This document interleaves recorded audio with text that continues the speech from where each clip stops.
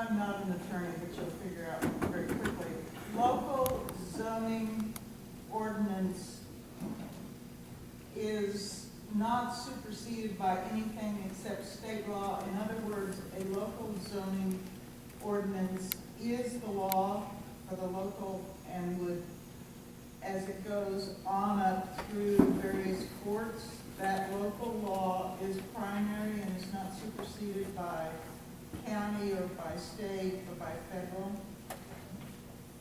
We're just talking New York law, right?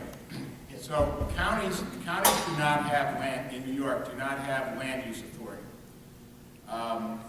All of the authority in New York, all of the authority, whether it's land use authority or anything that a town, a municipality has, this applies whether you're a town or a village or a city, is derivative. In other words, the state gives it to you, okay?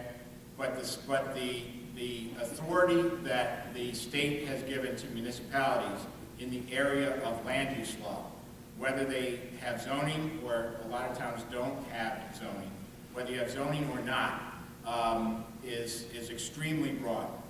And there's no question that it covers things like this. And in fact, the U.S. Supreme Court has made that crystal clear, construing New York State town zoning ordinances. There's no question.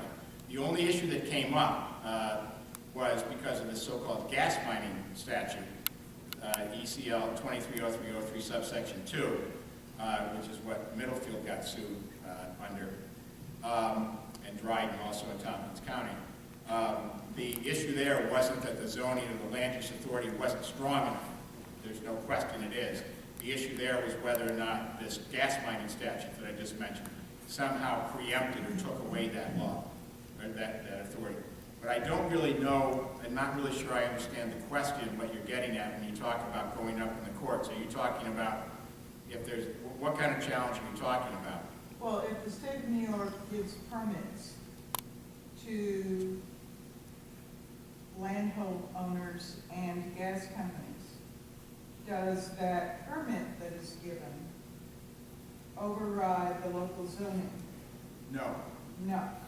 So the state of New York could issue permits, but if a town has a zoning ordinance that prohibits that permit from being utilized, then it cannot be enacted. If a town enacted, I don't understand either. Well, but if a town has either a moratorium or a zoning amendment, or if they don't have zoning, forget that we have zoning. If a town has either a moratorium or a zoning amendment which would prohibit gas drilling, if that law is in effect prior to the time that the DEC issues permits, then they can't drill here. Now, there's some language in the Dryden case, not the Middlefield case, that talks about this. And what it basically says is,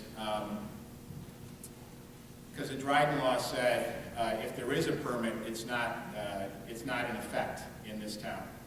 The court in Dryden said you really can't do that. They can't drill, but you town do not have the authority to cancel that permit at the DEC.